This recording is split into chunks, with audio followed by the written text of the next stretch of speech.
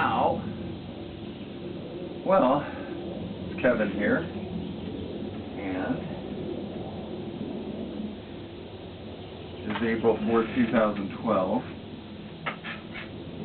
I want to talk about how it's like today, or what it's like today. Actually, I'll start off with what it was like yesterday. The last week or so has been a little bit difficult for me with my illness, getting a little bit worse. Yesterday, I was standing in my bedroom and went to open the door to leave the bedroom, and my brain told my right foot to take a step. And I don't, most people never think about this, but when you are about to take a step, you naturally lean in that direction. And so when my brain told my foot to move, it also told my body to lean in that direction. Well, what happened was my foot didn't do anything. It just stayed there. And I think if someone were to see a video of what I'm about to tell you without having any of the context, they would think it was hilarious. My foot didn't move, but I leaned. So because I leaned, I actually lost my balance and I started to fall. And as I was falling, I was thinking to myself, I'm falling. My foot didn't move. And my shoulder slammed into the door, which is kind of at a slight angle the way the house is, and I slid off the door and kind of slammed backwards into the little corner there. And then right next to that is a sliding glass mirror for the closet. Well, the next thing is I go careening off of there as I'm falling, and I slam into the closet door and, shoulder, head, and down to the floor. And all of a sudden I'm laying on the floor, and the whole thing went into like a slow motion deal. So I see myself going bam, bam, slam, crunch. I hear the door shatter, and I'm thinking to myself as I'm laying on the floor, okay, the door shattered. Is the glass coming down on me? No, it's not. Am I bleeding? I kind of wait for my head to feel if there's any blood trickling down my scalp, and no, I'm not bleeding. Okay, that's great. I don't think I hurt myself very much.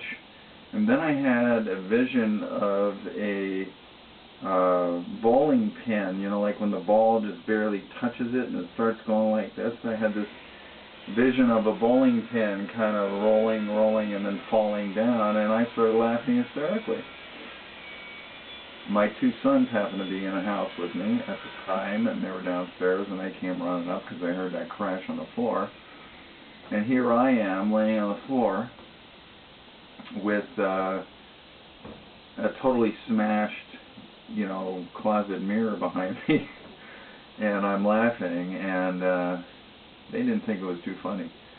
But what can I say? I guess I have ALS, and that's what happens every once in a while. Also yesterday I went to the speech pathologist for the first time because I've been having some trouble with my throat. I feel like I have something stuck in my throat pretty much all the time. And if I talk very long, it gets very tired.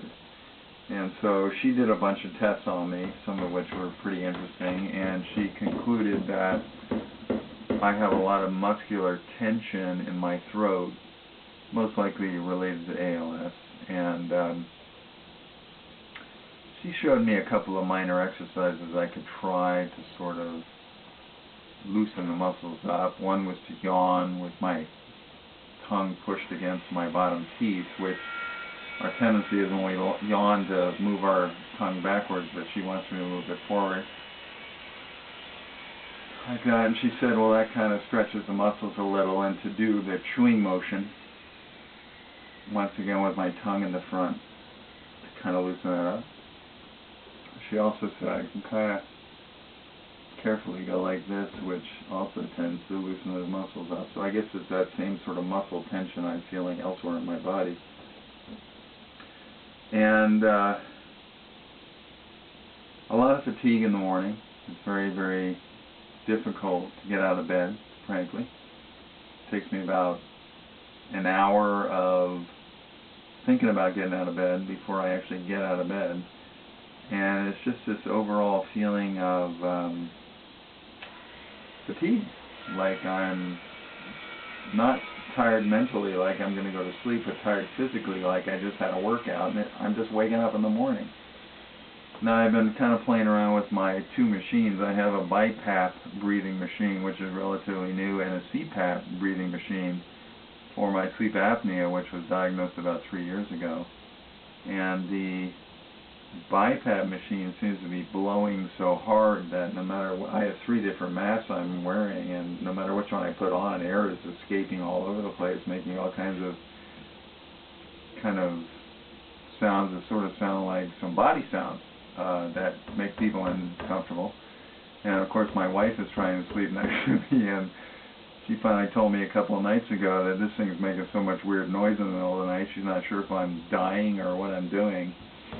So I tried the CPAP last night, and I believe I slept better with the CPAP, but I think the pressure on the air pushing, the CPAP's at a 6, the BiPAP's at a 12. I think my actual pressure should maybe be about an 8 or a 9. But it seems to take an act of God, or at least a physician, to okay the setting so that some mysterious technician somewhere can actually change the machine setting and make it a 9 instead of a 6. So I don't know how many weeks that's going to take, but you know, we'll see.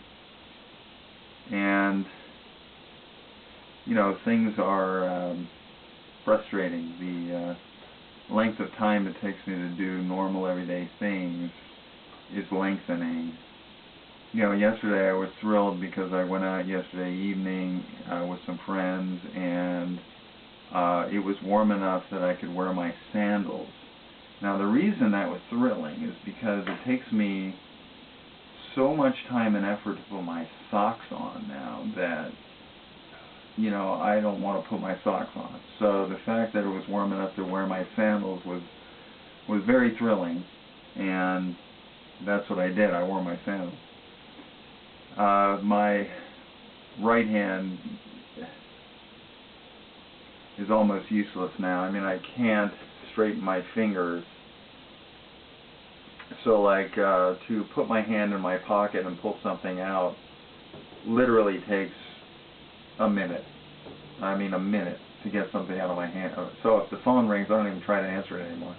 Even if I put the phone in my left pocket, it's now getting difficult because my left hand is now feeling very much like my right hand was feeling not too long ago. And the weakness in my right hand continues to get worse. You know, I mean, it's difficult to, you know, pick anything up.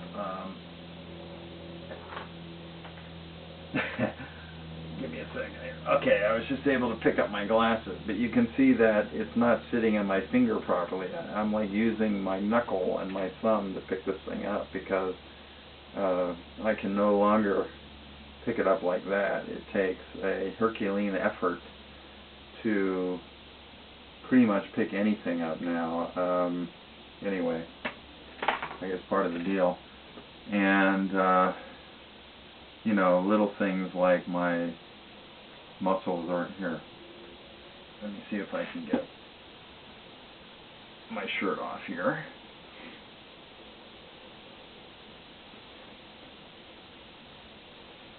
You'll notice there that I couldn't really lift my right shoulder.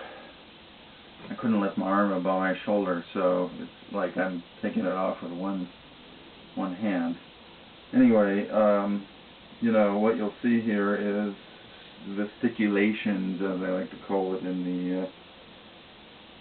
the medical community, and they're happening in both upper arms right now. Even my forearm on the left side a little bit.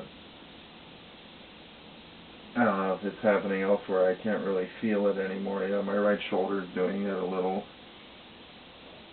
bit on my chest, but you know what you'll see is my body mass continues to get smaller. You know, the chest muscles are, you know, kind of shriveling up. The arm, shoulder here is very, very small compared to what it used to be.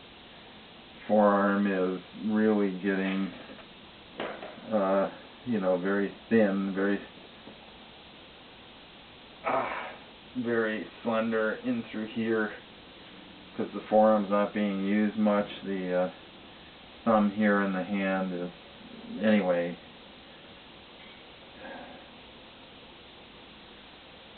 that's the way it is. Very, very frustrating. So here it is, April 4th, 2012.